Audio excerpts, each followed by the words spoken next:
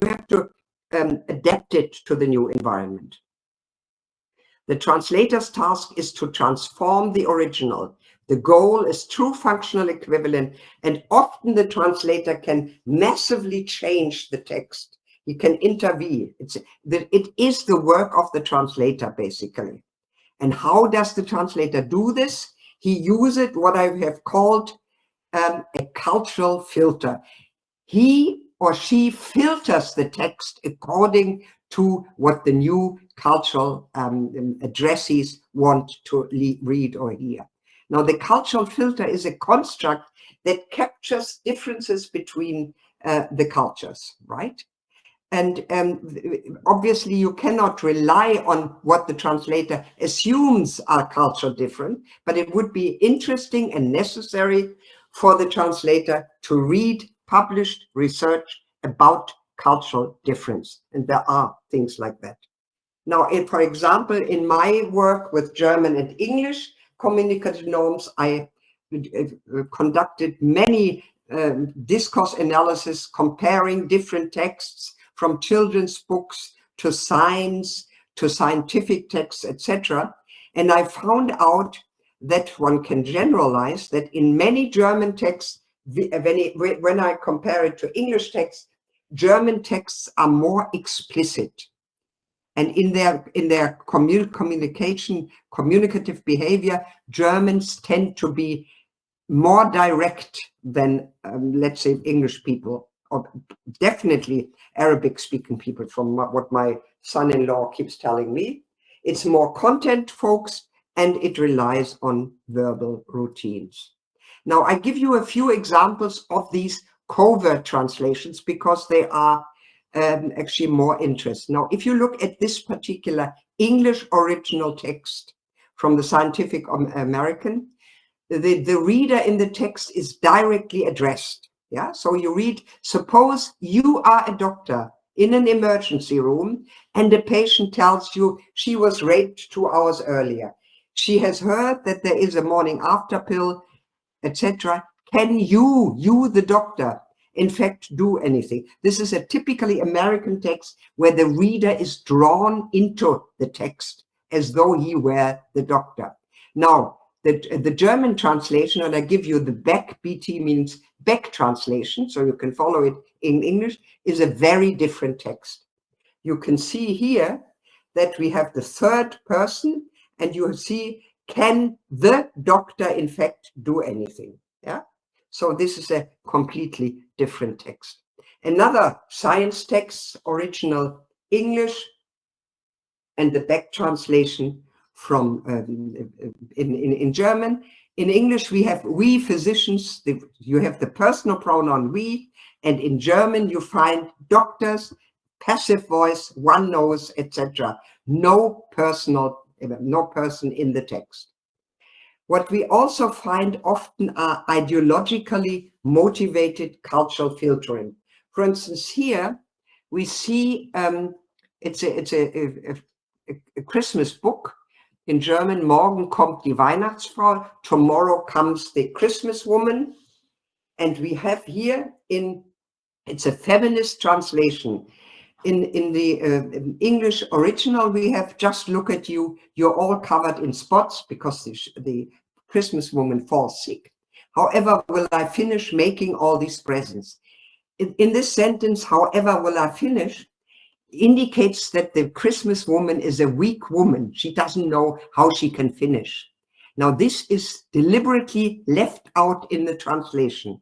The translation goes on, and then it says, this time I must indeed manage it all on my own, and I will, which means it's a strong woman. So the translator, being a feminist, intervened in the text and changed it.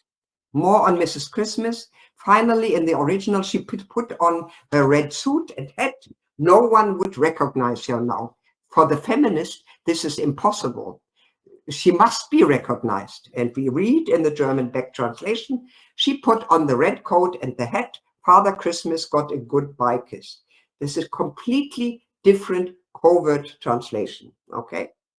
We also have ideologically motivated filtering in another book, another Christmas book. The best Christmas pageant ever, the English original. Help, the Herdmans are coming, German translation, completely different. In this original English text, one of the children has what we can call a religious awakening. Why not? And the English text actually says this. She had walked into the corner of the choir robe cabinet in a kind of daze, as if she had just caught onto the idea of God and the wonder of Christmas. Now, the German back translation leaves this completely out, because in many Western cultures, as you know, Germany as well, the idea of religion is no longer present. It's basically in many parts of the society, it's a basically atheist, a godless culture, and you can see this in this children's books, which are of course an important educational tool for parents and teachers. Okay. Now today, cultural filtering is often, and you must have heard this, called localization. In today's global economy, there's a global demand for covert translation, in my terms, and in localization industries. This is the case in advertising, engineering, testing software applications, management, etc., etc. All of this needs localization. Now I come to my last and third part. Globalization, English as a global language or a lingua franca, and translation as intercultural communication. There is a rising demand for covertly translated, localized texts simultaneously meant for recipients in many different lingua cultures. Now, due to globalization, there is one particular language that dominates all the others, as you know. It's English. And the increase of translation from English may have the result that cultural filtering may now no longer be necessary. We all live in an English world. This is due to what we can call cultural neutralism, or we can call it cultural domination and universalism. In other words, there may be a drift in many languages to English discourse norms.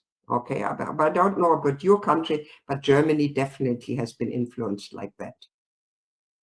So we can see that there is a demise, there's a death of translation-induced cultural filtering. And we can ask whether global English actually influences other languages, particularly the level of the vocabulary, which is open to other languages more strongly, let's say, than syntax or phonology. So for 12 or 13 years, I looked at what English actually does in my case, to German, in particular in certain genres, namely business and science, which we thought then would be most open to English to English influence. And we looked at translations of English science and business source texts into German. We also did a bit with French and Spanish, and we had comparable texts as well. The results showed that there is indeed an influence of English on other languages through translation. This was a translation project subsidized and funded by the German Science Foundation. And there are changes in terms of personal deixis, as we could see. The we is now common in texts and in modality. There is a stronger tendency towards personalizing texts, very American, making it more colloquial, more oral than written, and particularly in these genres of science and business. However, can we say that it is only English that does this, that the texts become more oral or whatever, or are there other reasons there? So there may at least be three possible explanations, and I called them. One is the boo factor, translation as the mediator of the English takeover. In other words, translation makes for the change because of the masses of English texts, many more than any other language. Or is it this, what I call the X factor, the universal impact of globalization? So the translator is not the culprit, the instigator, but translation only reflects this global change through English. Thirdly, we can see there is what I call the green factor, namely translation is affects cultural conservation because translators are highly aware linguists and they resist the change. They look after their own language. I would look after German, you would look after Arabic. Now, the future of translation as intercultural communication, is this negative, pessimistic? No, translation as intercultural communication can be said to be well and alive in what I call over-translation, where cultural specificities continue to be maintained in certain genres. As I said, speeches, literature by famous authors, and so on. For instance, I would doubt whether certain important authors would like to be changed completely when they're translated. For covert translation, with its massive unilateral translation direction from English into other language, many more English into other than the other way around, the future is less clear. That's the end, and here you have a brief look at the books that I published, and they range from 2009 to 2024. Thank you very much for your attention. Okay. Thank you, Juliane House, for your presentation. Yes. I think it was insightful, fruitful, and thought-provoking. I think for the first time I'm listening to some new concepts.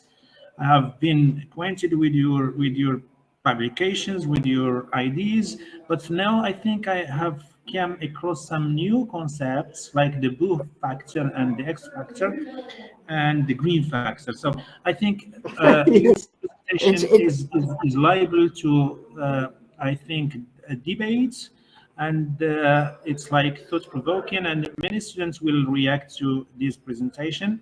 So let me just go over the main points that you tackled in this presentation, just to refresh the memory of those who joined lately. And you started with giving like an overview of the old thoughts of culture, and then you shifted to talk about the new thoughts of culture, and then you talked about dilated speech situation and also rupture situation, and you talked about the importance of translational action, and then you talked about translation as intercultural communication or recontextualization, and then you moved to talk about the function of the text and the basic types of translation. You went to your binary division concerning over and covered translation. You talked about covered as a recreation of the equivalent speech event, or the reproduction of the original function, or we can say language in use.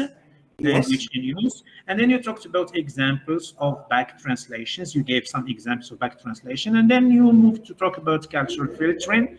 And this cultural filtering, you gave some examples, and then you came to globalization, and you said that globalization has finished with cultural filtering. There is no longer any cultural filtering. So we are talking now of cultural neutralism or cultural universalism, especially with we have the Anglophone discourse norms. People are going to the English, the Anglophone discourse norms. And then you gave some examples, the impact of these globalization or the impact of these Anglophone discourse norms on your language, German language, and you say that there are some changes of German communicative norms. You talk that there is a tendency towards personalization and colloquialism, etc., etc. And you say that there are three factors now. You talked about the pull factor, and you say that the translation as a mediator, it's like translation becoming as mediator of English take over. And then you talked about the X factor and the green factor. So I think these are the most important things about the basic ideas that Juliane House has elaborated on. So I think I will give the floor to anyone who wants to react to what Juliane House said. But please, anyone who take the floor should be very brief and give the question directly. I don't want people to speak about things like that. Just give the question, and then we will leave the floor to Juliane House to react to this question. So I Okay, think I have there's a person called Salah Edine. Yes, yes. We have This is just joining recently. Please wait. I have other people who are joining. Let me just. They came late. There are many people who want to listen to Juliane House. So I have Salahuddin Tahiri. I give the floor to Salahuddin Tahiri. Can you unmute yourself, please? Where are you? Thank Oh, you I so can see much. you. Hello. Thank you. I'm very pleased to see Professor Juliane House. I am a master's student at 𝐋𝐞𝐜𝐭𝐮𝐫𝐞 School of Translation. Mhm. I'm very pleased to be here. I have got just only a question about 𝐎𝐬𝐧𝐥𝐢𝐬𝐬 translation and 𝐻𝐿𝐵 translation. So can we basically say that 𝐻𝐿𝐵 translation is related to Venuti 1995's foreignization, while 𝐻𝐿𝐵 translation is related to Venuti's domestication? Something else is about what you called, Professor, the old thinking concerning intercultural communication, like Hofstede's dimensions. Don't you think that we can benefit a little bit of them during translation, and potentially we can test the theories in a linguistic manner through comparable studies and so on? Other than that, I'm really very pleased with your presentation. I was really content to hear you. Thank you so much, Professor. Okay, thank you. How do you pronounce it? Salah or Salah? Is it your name? Thank you so much. Tahiri. Okay. Anyway, Tahiri. when I present my covert and overt distinction, I usually get the question about foreignization and domestication. To this, I can say, I presented this covert and overt before foreignization and what is the other one? Domestication. Domestication and foreignization are not linguistic terms, okay? They are general cultural terms. They are very similar to my terms, but my terms, covert and overt, are linguistic terms. And I developed them through, it's actually based on my PhD at the University of Toronto a long time ago. I developed them empirically from the texts and from the language. So that's, they are related, as you just said, the questioner, but they are different in that mine are linguistic. Okay, now also Hofstede, of course, is very, very popular. But if you have followed my presentation, they are actually quite dangerous. If you generalize, entire cultures are the same. This is not true. Any culture has very, very many interesting, different people. I look at you even now. I see 3 or 4 photos. You are there. How can Ismail be the same as Aya? You know, being collectivistic or whatever. People are different. I don't think generalizations are useful at all. They're not only not useful, but they are dangerous. And particularly the dominance of the American West, you may like that or not, is actually, they are responsible for generalizing large chunks of the world. And if you do this, in the end, it leads to animosities, and in the final analysis, it also leads to war. So it's, I would not like to stand behind any generalization. And cultures are changing all the time. This Hofstede stuff was developed many years ago, and people still use it. They use it in business courses a lot, and I think that's also it's dangerous, and it shortens the complexity. Life and cultures are complex, just as people are complex. They have a nice part and a bad part, etc. Okay, so that's my answer. Any further questions by anybody? Yeah, I think there is another one, Julian, Ismail Dahia. Okay. Hello. Hello, I can see you. Can you hear me? Yes, I can see you. Okay. Thank you so much for your insightful presentation. So my question relates to your concept of functional equivalence and how it can actually be measured. So how can we say, for instance, that a translation has actually achieved functional equivalence, and whether does it or whether does it actually exist on a spectrum of equivalence? For instance, we say that this translation has achieved maybe partial functional equivalence, not complete functional equivalence, and whether it can actually be or we can talk about functional equivalence with regard to, for instance, religious texts, Quran, for instance. Yes, thank you very much for this question. I can start with the last one. In my PhD oral, there was a big committee at the University of Toronto, right? There was 10 people. And one of these people asked me, with my covert and overt, they asked, what about the Bible? Is 𝐻𝐞𝐿, is the Bible like the Quran? When you translate that, let's say when you translate the Quran, would it be overt or covert? And my answer then, and the whole committee burst into laughter, was, it depends. It was quite cheeky as a student to say, it depends. But it does depend. Whether you look at the Quran or the Bible or what, as a holy book that cannot be touched and not changed. However, if you look at it, that people read the Quran in different ways through the centuries, maybe people change this. I don't know a lot about Quran translation, although my son-in-law is a Muslim, so I have a Quran up in my library there. I don't know whether in the Bible there are many different translations through the centuries, and they change according to the life around this holy book changes. Is this the same with the Quran? You have to tell me. I don't know this. So if you look at it as something that changes, it will be covert. If it is totally holy and cannot be touched at all, then it will be overt, right? That's the first, second question you had. Now to the first. Yes, I think. Yeah. Tell me about the Quran. Yeah, you have two questions. So go ahead, Julian. Tell me. Let me continue with the first question. For this, you need to have my model of translation quality assessment.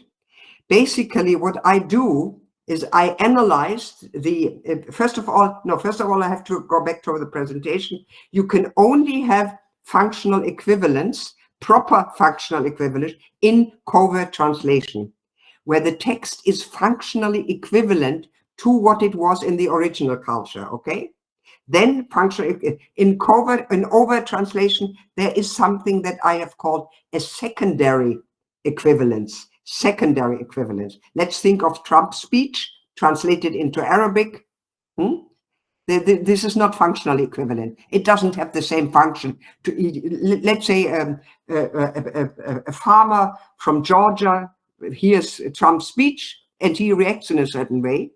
And then you read this here in your home country. It's not functionally equivalent at all. It's secondary. But let's look at the covert translation, which can be functionally equivalent. And here, my model of translation evaluation comes in. You analyze the text. I didn't do this in this presentation. That would be another talk. I have set up 3 Hallidayan parameters, namely the content, the tenor, and the mode, right? Which means, how is the content presented, mostly through verbs? And how is the relationship between the reader and the writer? The writer, how is this presented in the text? And the mode refers to is it an oral text or is it a a written text and how is this presented in the new text. First, you analyze according to these linguistic parameters, you analyze the original, and then you analyze with the same categories the translation, and then you compare the two. And then you don't say it's equivalent or not equivalent. You give a differentiated assessment. In this respect, it is equivalent. In this, it isn't. In this, etc. Okay? And I demonstrated this along 10 different texts. Okay, and there's a lot of literature on this as well. All right, thank you, Julian. I think there is another one, Lamia, right? No, yes, good evening all. Yeah, okay. Hello, yeah. Hello. Thank you so much, Professor, for your insightful presentation. I just have one question, or maybe, I don't know if I got it wrong or right. I think just one question, Lamia, because there are many people who want to ask questions. So just go for one question, please. Yes, I have only one. All right, go ahead. Yeah. Okay. So you talked about over-translation. You said over-translation is preserving the text feature, preserving the text, the source text culture, and you talked about translation as an intercultural act. Okay.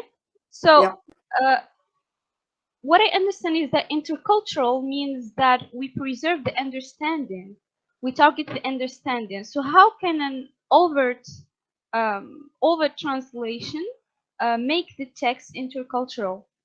Very good questions. Thank you very much. Very good. Anyway, what I said is that let's look at an example. The speech is a very good example, right? So let's stick with this. Let's not always this guy Trump. Let's take somebody else. Let's take Biden, the previous one, Sleepy Joe, as he was called. Okay, let's take a Biden speech, and even if you leave everything intact, what you need probably is something like footnotes. You need explanatory details for the readers. You understand? But since you cannot touch the text, you leave the text as far as possible. But this is also very idealistic because the new language being different. Arabic has different potential of expression. So the text must be different, and the intercultural communication comes in that this strange being, this American speech, is implanted into your Arabic readers who reads it and then learns from this. But he or she sees it from the outside. From the outside means you are not mentioned by this Biden speech, okay? You know it. So you look at it as something strange, but still there's a communication. You are learning something through this. You are learning how, let's say, American politicians express themselves and what their topics are, etc. Yeah. Apart from the fact that you are not meant, it doesn't have the same function. For you, it's a strange thing. For the farmer in Connecticut or Arkansas or whatever, it's not. He is meant. You are not. Okay. Okay. Thank you, Julian. I think there is somebody writing, and Firdaus Saidi. She wrote her question. I'm going to read it out. Okay. Thank you for your presentation. I'm a PhD student, and my question is related to legal translation. How can functional pragmatic approaches, such as your translation quality assessment model, be applied to legal translation, where fidelity to the source text is often prioritized over cultural adaptation? Okay. So basically, it's very legal translation. First of all, you have to know why you translate something.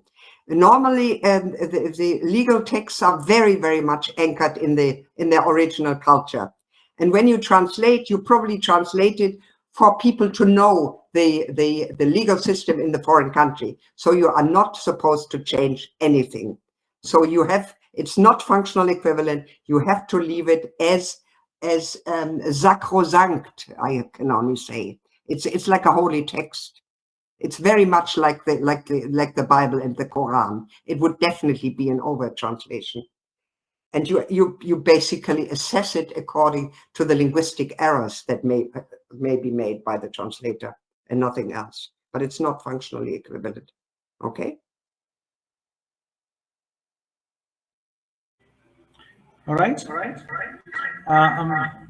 If there is nobody, let me, Juliane House. I have something in my mind, and still I'm just wondering, and I want to have an answer from you concerning translation studies, because when we go to the history of translation studies, especially with the start of Eugene Nida and dynamic equivalence and formal equivalence, and Peter Newmark, semantic equivalence and communicative equivalence, and you go even to Christian Nord, documentary and instrumental, and then you have now covers and overs. Is there really a big difference between these two binary divisions? Between which two binary concepts? We have binary concepts. We have, like, for example, Eugene Nida, you have formal equivalence and dynamic equivalence. And then Peter Newmark, we have semantic equivalence and communicative equivalence. And then we have documentary and instrumental. I don't have think the cover and over. Is there really a big difference between the concepts, or just reshuffling? Yes, go. Yes, and actually they basically are the same, but it depends on how exactly you define them. I mean, I defined them alongside the Hallidayan linguistic system. They are Hallidayan systems as well. It depends which linguistic schools you use, right?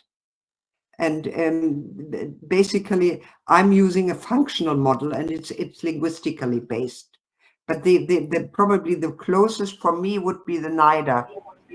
Juliane, there is a problem. There is a problem. We can't get your voice. Nida, can you not hear me? I think you are using the mobile phone and the computer. You are in two. What? Are you using the mobile phone and the computer? Because we have two voices coming from the source. I'm not using the mobile phone. No. Let me put my mobile phone somewhere else. Let me put the mobile phone away. It's too close, probably. And I'm being observed by the CIA, probably, with my talk. Yes. Anyway, yes, they are certainly similar, as you say. Yeah. Sure. Yeah. Go ahead. So go ahead. That's so it. It's audible. Yes. Go ahead. Yeah. It's any further questions? There are people running through the screen here. No, I can't see that. Okay. Any further questions? I don't know if there are any further questions. I think.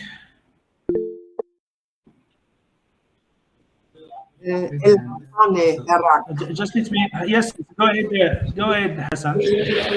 So good evening, everybody. Good evening, Professor House. I'm thankful to you for your enlightening and illuminating ideas and concepts, the ones you have highlighted in your presentation. Personally, I have learned a lot from your contributions to the field of translation studies. Thank you. Just as the student has just recently, mentioned the issue of legal translation, and you have answered, her question. So, the aim beyond legal translation, of course, is to inform the source or the target reader about, the characteristics of the legal system in culture one, in the source culture. But for example, in the case of Morocco, so talking about, the family code, the family law, in Morocco is totally based on Sharia, it's a Sharia-based system, especially inheritance, marriage, divorce, and other issues. So, for example, there are concepts, let's say legal terminology, derived from the Quran and the Sunnah. So when it comes to translating them, so we face problems because they don't have equivalents in the source culture. So to do that successfully, do you think that relying on other translation techniques would be efficient? For example, through description, explanation, or amplification, footnotes, to inform them in the Yes. Okay. Listen, I answered a similar question before. It depends. Why would you translate this? I mean, for instance, are there translations of Moroccan law into German? I don't know. Are there? No, for example, Why would you like to translate this? Would you like to translate it just as you said, to inform the German reader, this is the law in Morocco? That's why. Yeah. But there is one thing to add here. Sorry to interrupt you. For example, translating. Yeah. So there is too much debate today in Morocco about the Moroccan Mudawwana, the Moroccan family law, family code. Yeah. Okay. Yeah. Mm-hmm. So it's going to be reformed. There is too much debate. There are people who are for, others are against, etc. Yeah. But of course, to whom we translate? We are going to translate to the German, reader, maybe just to have an idea about how the system works in Morocco. But basically, we have a very big migrant community abroad, in England, in America, in Germany. Okay, yeah. For example, and although they have been living there for decades, they were born in Germany, in France, in Spain. So yeah. They want to get married or divorce, etc. So they rely on of course, on the national law of Germany or France, but at the same time on the Moroccan law, which is the Islamic one in this case. So they want to be informed about their laws, Moroccan law. So in here, so there are two types, maybe the reasons beyond translating. Yeah. Yes, but would they, let's say the example of the let's say a Moroccan couple in Germany, they get married according to German law in a German Standesamt, as this is called. Would they also be married again in Morocco according to the Moroccan law in order to be for the marriage to be legal? No. No. For in Germany it's legal. But in Morocco, it depends on the treaties, on the conventions between Morocco and Germany. Okay, but most of Moroccans living there, they get married on the basis of the German law, the French law, but at the same time on the basis of the Islamic law. To legitimize, to make it more legitimate. The marriage. Okay. Yes, that applies to that is why so in Germany they know how law functions there, how it works, no problem. But in Islam they don't know language, they don't know standard Arabic. So that they prefer to read it translated with more explanations. So they would need they would need, as you said yourself, they would need footnotes and explanations. Yeah. Okay.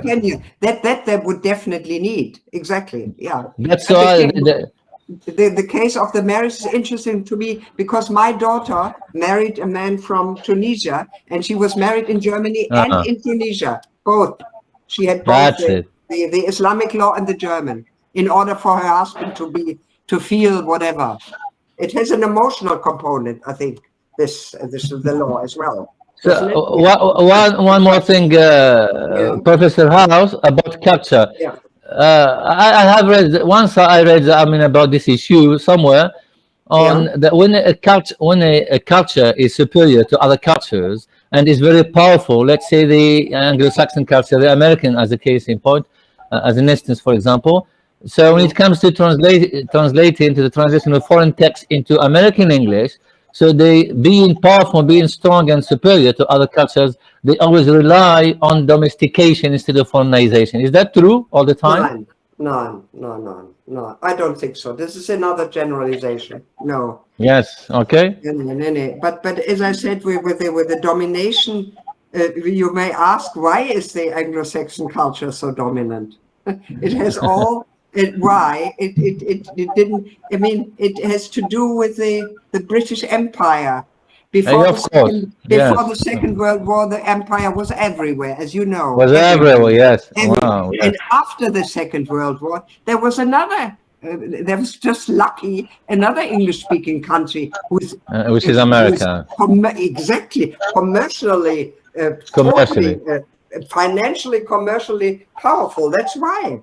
That's it.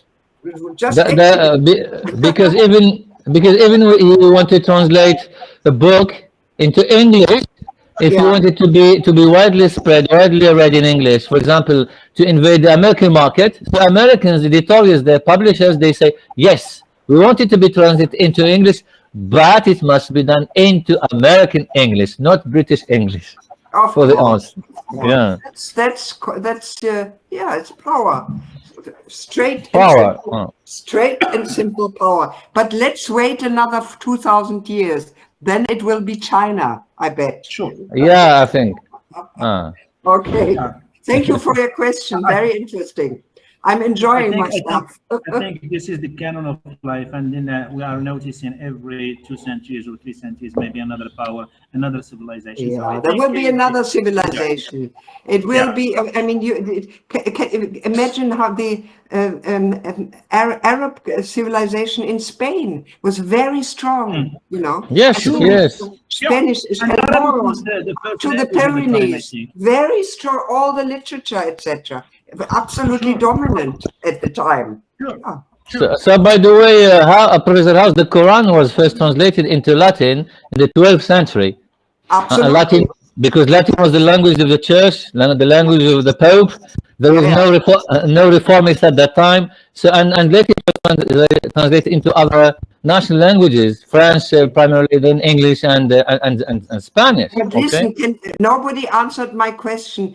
Is the like with the Bible, there are modern translations, right? Is the Quran, is the translation, is the Quran sacrosanct? Can it be touched and modernized or not? So I can give you a brief. I can briefly. So the Quran, for example, some centuries ago, it was totally forbidden to translate the Quran because I mean Muslims at that time believed that worshiping God can be done only through the original language of Arabic. It's, I think, the opposite of the Bible. The Bible, although it is translated into different languages, so Christians can worship God only maybe through translation. It's accepted, but in the Quran, the case it's totally different. Maybe in the 20th, with some reformists, they changed the view. They say, the Quran can be translated. This is about but they even raised the issue of the translatability of the Quran because of its content. So there is a concept in the Islamic world, not the translation of the Quran, but translating the meaning of the Quran. And here we talk about the techniques used, maybe footnotes. It is interpreted from the titles of the translation of the meaning of the Quran. You can learn. You can find the Quran interpreted. Some of them write the Quran as if it were the real Quran, but it is not. So, but the translation of the Quran, sometimes it is done only individually. There is a translator who translates on his own. Here he can manipulate. He can, make his ideology intervene in the process of translating. For example, in Saudi Arabia, there is a very famous complex there interested in translating. So it can sponsor translators and translations, but taking into account the norms imposed by Saudi Arabia. Okay. So there are many issues. Yeah, I think Hassan, Juliane House is very interested in Islamic culture, and she has yes. a connection. I think we can if you want, if you are interested, one day maybe we organize. She's waiting for a niece, and his name will be Noah. It's like my grandchild is born. Grandchild. One more, Professor House. One more idea. The Quran in Occidental countries, in even Islamic countries, has always been translated by men. But recently, we start. Seeing translations done by women. Female, yes. Some of them from a feminist point of view in America, others from a religious point of view, ideological one, because there are. Listen, my dear, I'm a woman, but I'm not a feminist. Yeah. There's a big. I'm not at all. I was in German. We have all these endings, and people say Frau Professorin, and when people look at me, they see that I'm a woman. So why do I have to? No. By the way, I was very some years ago, 2001. I was very honored to have professor of mine. She taught me at the Autonomous University of Barcelona. Good. Okay. Wow. Can you hear my? That's probably my wonderful daughter. No, I'm a great friend of all. I told you of the Muslim world because, as you probably know, there's a lot of resentment and actually misrepresentation in the West. And I've always acted against that and told people, go there. I've been to many Muslim countries. I haven't been to very many, seriously, from Kuwait to Qatar, to Oman, to United Arab Emirates. And that may be due, and that may be due to intercultural communication and to translation. Yes, of course. I think Hassan, I think we need to go to other. Yalla. Okay. Thank you. For your, Yes. Your discussion to get both of you. Let me go to, I think, Tariq. Tariq is a student at 𝐿 School of Translation. Take the floor, Si Tariq. Can you hear me? Yeah. All right. Yes, Yes. Good evening, Professor House. It's an honor and privilege to be here with you today. It's nice to put a face to a name. We've heard a lot about you. We've studied a lot about you. Specifically, when we studied your theories and a bunch of other theories as well, when we tackled Jeremy Monday's Introducing Translation Studies book. I just want to answer, what was his name? Hassan, the first part of his question, when he talked about the ability of translating English, Arabic documents, legal documents to be specific, and what are the techniques that can be, implemented in these sorts of documents. But first of all, they do classify under the category of specialized translation, and usually here in the Moroccan translation industry, when a certain client comes to a translator asking for the translation of, let's say, a certain marriage contract or a divorce contract, as Professor House mentioned, the translator usually takes into consideration the scopos, not really scope, the target, the purpose of translating documents. And usually these documents are often presented in the administrations. They are pragmatic documents. They are, they have a one-time purpose thing, so they cannot serve any purpose beyond that. When dealing with these specialized, documents, translators usually overlook the culture-specific items. Not all of them, but most of them, because usually in the administrations they wouldn't care about these culture-specific items, and they would only care about, let's say, your name, your family name, your social status, your age. What have you done? What's going on in this document? Other things, I don't think they would matter. This is just my point of view. Regarding, I have also a question. It is not related to this presentation. It's just I'm just trying to figure out what is your opinion throughout AI, the artificial intelligence, and what is going on right now with it, skyrocketing in this, growth of the artificial intelligence, and is it actually going to take over the translation realm? That's it. Appreciate it. I'm 82 years old, okay? And I find this fascinating. I wish I was 50 years younger. I find this development beautiful. And now hearing that the Chinese produce the same type of thing than the Americans, I find this even better. This, what is it called? Deep something, or what's the Chinese AI called? Do you remember? It's DeepSeek. DeepSeek. Okay, I tried to download it. Yeah, DeepSeek. I find it wonderful. It's absolutely perfect. And for translators, if you are worried about whatever, you will have to look for different job profiles. Life is changing. You can't do the same all the time. But I find this absolutely perfect.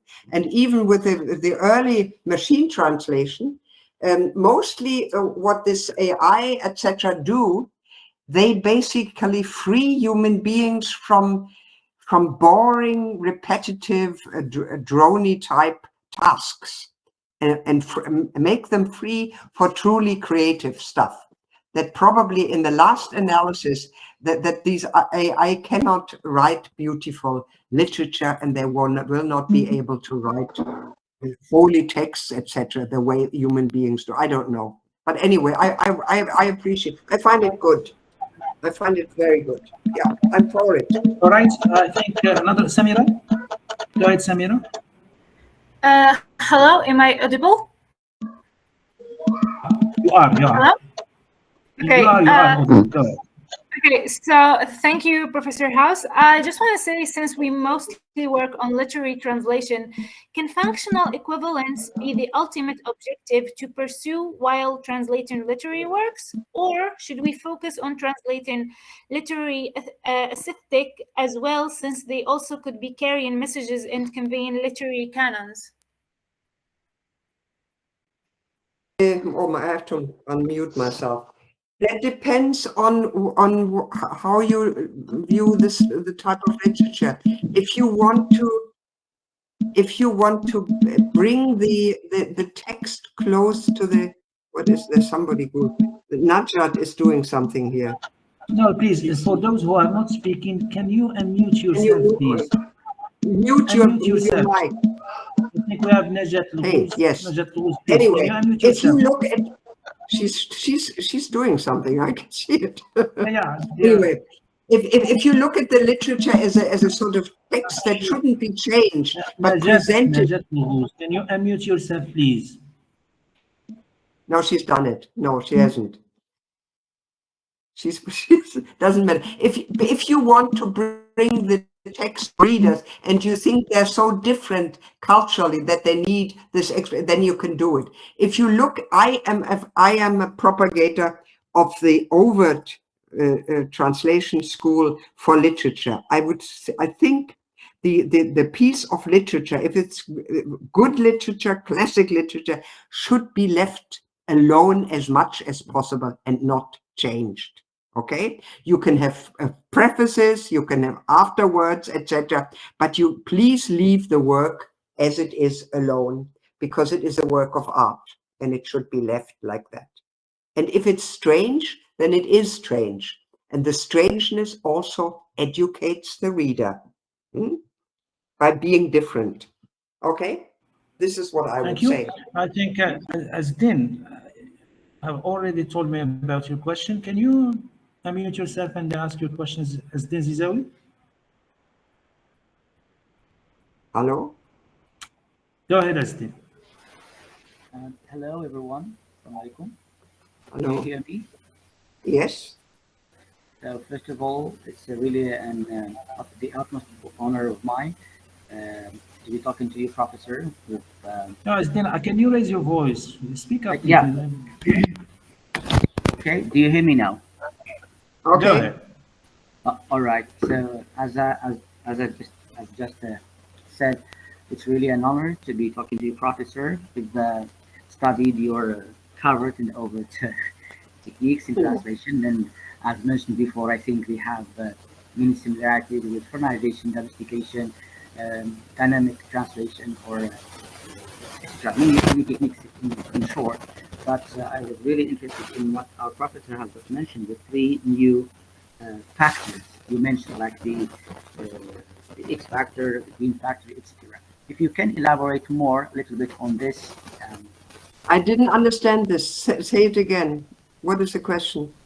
I think our professor has he has just mentioned something about this. It's the new terms. I think you have a problem with your voice, Azdin. Azdin, you have a problem. Let me reformulate your question. Yeah, please, yeah. Juliane, he's talking about three factors that you. Please, thank you. He's talking about three factors that you finished the presentation with: the blue factor and the X factor and the green factor. He wants more elaboration. Okay. Oh yes. It depends. This has to do with the likely influence of English on other languages. Yeah. And through translation, I ran a big project, 12, 13 years with lots and lots of employees. Now, the utmost recently, I heard that the dominance of English, yeah, this is the boo factor, English dominating and killing other languages. There are now German publishers who publish English and American books in their original, in Germany, without translation, because they assume that most of the population are so fluent in English that they don't need the translation. Now, this is terrible. So the boo factor means that English is actually not only changing other languages. German language has already changed a lot. Yeah, we have lots of phrases. For instance, people saying, you say something, the other person says, no problem. Kein Problem in German. We didn't have this phrase at all. It's just take over. That's the boo factor. Yeah. The X factor means it's not translation that is the culprit, but it's the fact that the English language, and we mentioned it before, through the British Empire, through the USA, now even Australia, Canada, and all these English-speaking Anglophone languages, and it's through globalization that English is spreading. Yeah, that's the X factor. The green factor means translators being aware of the danger through the English language basically make sure that the translations are valid and keeping the own language intact out of the influence of English. Now, I don't know, you used to be a Francophone country. I don't know how much English actually influences your language a lot, as it does. According to my Tunisian son-in-law, it doesn't so much influence, because the French is still. It's like. Is this the same with you? It's the same like Tunisia. It's the same like the Maghreb Arab countries. I think Tunisia, Algeria, Morocco, the same. One of the Arabic and French, and then English. Exactly. Right. So English is not, but in many countries like Germany, it's really a threat that English is everywhere, and changing your own language. That's the danger, I think. So this is the blue, the X, and the green. Okay. All right, Hisham. I think Hisham Matullah. Go ahead, Hisham.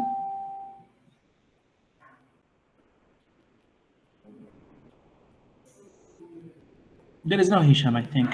I go to. Somebody said if America is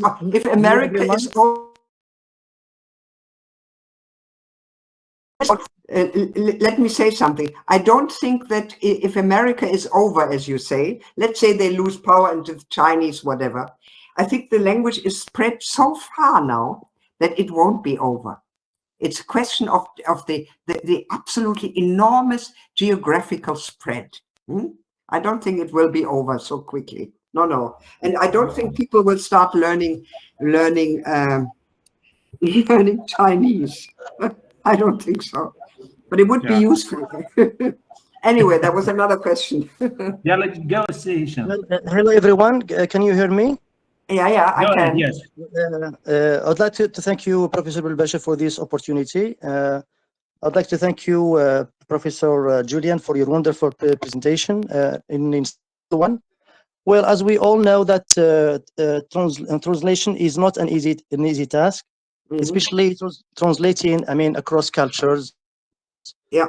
Those cultures which are, for example, as distant and distinct, like Arab culture with the Western culture, with Asian culture, and so on. And what I would like to talk about is particularly, translating advertisements, which presents a range of challenges due to differences in languages, values, beliefs, and social norms. So there are so many challenges, like, for example, loss of nuance and meaning, like idiomatic expressions, cultural references, and tone may not be translated effectively. Also, we have the challenge of misinterpretation of imagery, like colors, symbols, and images, which can have different meanings and across cultures, like for example, let's say colors, for example, they are different from culture to culture. Like the color of white is often associated with purity and weddings in some Western cultures, whereas in other cultures like Asian, and it's linked to with mourning.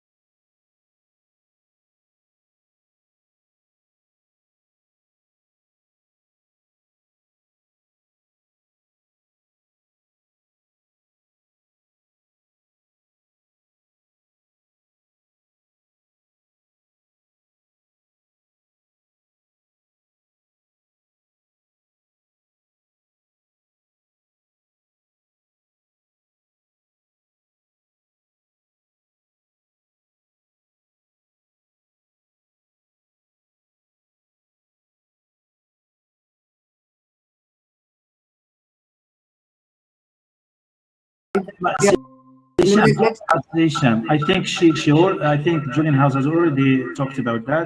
But listen, this is very difficult to answer. I don't like to answer in the abstract. It depends on the particular thing. I don't. Remember, in all my talk, I warned against generalizations. Overgeneralization. This is dangerous in any field, and I can only do this concretely.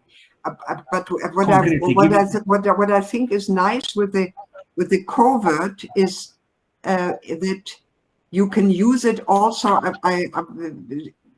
in that certain ideologies can influence the translation and make it covert, right? All sorts of political instances can be translated, etc. Go ahead. I think Khalid. I think let me go to Khalid. Yeah, and then we have Juliane Hassan. Good evening, Professor Belbesh, and guten Abend, Professorin Juliane House. Guten Abend zurück. Vielen Dank für Ihren aufschlussreichen Vortrag.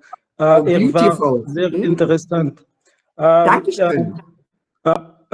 Actually, I have a lot of questions, but saving the time to give the floor for other people to raise other issues, I would ask you just one question about meaning loss or the loss of meaning in translation. Is it inevitable or evitable? I don't know. It's a good question. Do you want me to answer now? No. And if you just could relate it to the issue of translatability and untranslatability, and the two main views, the universalist view and the monadist view. I mean, the Hurf-Sapir hypothesis and also the philosophical perspective of Gottfried Leibniz. Actually, I can for the issue of universalism, I can only recommend the book that I recently published with Ali Almana, the guy from Doha. We have a whole chapter on this universalism versus translatability. And translatability is not everything is translatable, because there are certain things, and I for instance, the connotation of words, the denotative meaning can be translated, lexical, in the dictionary, etc. But personal connotations that you have, with certain names, for instance. Yeah, people have certain. I, for instance, have a very bad experience with the name Irene, because the girl used to hit me and call me because I had glasses, etc. So these are personal connotations, personal meanings. They cannot be translated. Very difficult to translate are also regional variations, dialects. And the dialects often have also a personal connotation, a feeling, a meaning that.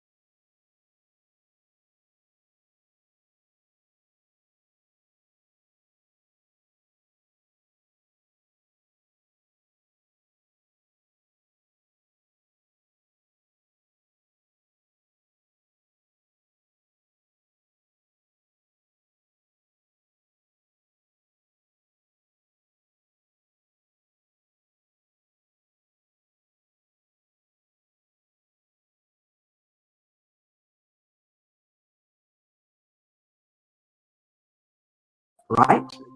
That is possible. There is a kernel of truth there. If there is a word, it's important. They have a word. If they don't have a word, it's not important. Yeah. Thank you so much. Absolutely. Professor. Yeah. Thank you for the question. Thank you, Khalid. I think I moved to Riani Hassan. Hassan Riani. It's a long time, Hassan. It has been a long time since we talked. It's a privilege to have you on this platform. So I give you the floor to ask your question or to react to what Yeah, you thank have you. said. Thank you so much, Sir Abdullah. Can you hear me? Yes, I can. Yes. Okay, thank you for Yes, Sibil Basha. Sibil Basha, yes. Muhammad. Can you hear me, please? Yes. Yes, go ahead. Yeah. Okay, thank you for having me. Thank you for giving me this opportunity.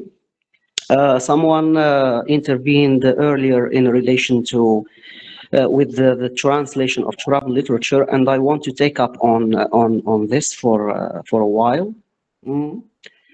The reason is that I'm working on the translation of Ibn Battuta's Rihla into English, and I am comparing the translation of Hargib, 20th century translation, with that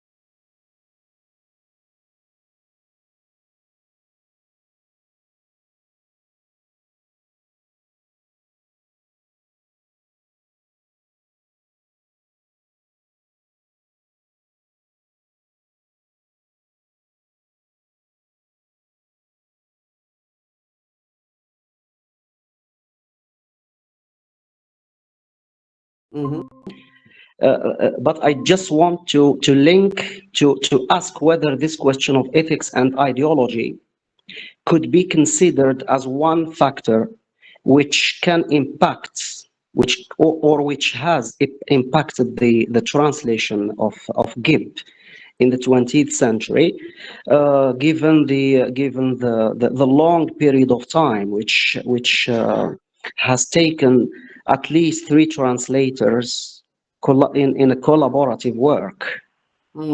I don't personally, let me interrupt, I don't see the connection between ethics and ideology. Well, what has ethics got to do with ideology? Is different. I mean, ideology is a certain belief system that you impose on something else, and ethics is ethical considerations basically are the opposite of ideology, I would say. That you leave something intact for ethical reasons. You have respect for this, and you don't impose your ideology. I would see ideology generally as something negative, and ethical sort of ethical considerations as something basically that you do out of respect for something else. If this is, Yes, thank you so much. Okay. I don't know where Mohammed has disappeared from the screen. Is he still here? Our host, Mohammed, he's gone. He disappeared. Yeah. Did he disappear? I don't see him. I'm asking this because I'm getting a little bit tired now. I've nearly talked for 1 hour and 3/4 of an hour, and I would like to gradually come to an end, but I cannot come to an end when Mohammed has disappeared. Well, thank you so much, Professor, for all you provided us with. It is highly appreciated. Yeah, we thank you so much. I would like to come again. Thank you, Professor. Maybe I can even come in person, but I'm going to Tunisia first because I have to visit all the family there. There are new children being born there. You're welcome. Congratulations. And do not forget to visit our school, which is specialized in translation. It's 𝐻𝐽𝐿 School of Translation, if you know it. Absolutely, I will. Thank you. Okay. Thank you so much, Professor. Okay, thank you very much. You've been a very, very lively crowd, and you've asked interesting questions. Hello, Julian. Very nice. I'm sorry, Yes. something happened with my computer. I was couldn't gonna log in already again, said but now our host has disappeared, but I would like to come to an end, and I would like to thank you all. Something happened to me. It was a very, very interesting, very lively, and I must say I enjoyed myself, which I rarely do. That's nice. Dankeschön and good night. I think Thank you very much. Take care and stay as you are, and be happy. Thank you. Okay. Thank you. Bye bye. Bye bye. Take care. Bye bye. Thank you so much. Bye. Thank you very much. Bye bye. Good night. Thank you so much. See you tonight. Bye bye. Thank you. Lovely. Good night. Thank you. Bye bye. Good night. I can't get out. I'll stay here forever. Dankeschön. Bye bye.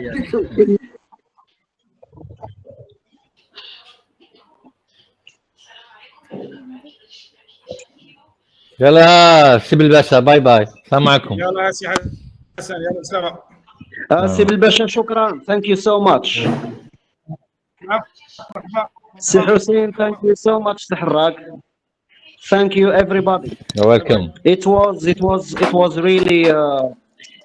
really nice to be with you, and it was a fruitful talk and lecture by Juliane. Thank you so much for this opportunity. See you later. Thank you, Professor. See you later.